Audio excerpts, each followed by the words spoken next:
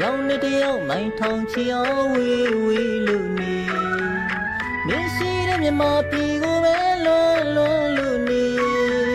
ကျင်နာသူမင်းလေးလွန်နေမလားကိုလူပဲ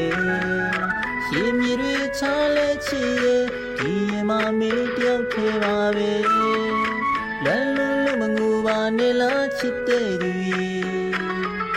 မရှိတဲ့မြမပြည်ကိုပဲလွန်လွန်ငယ်မှာ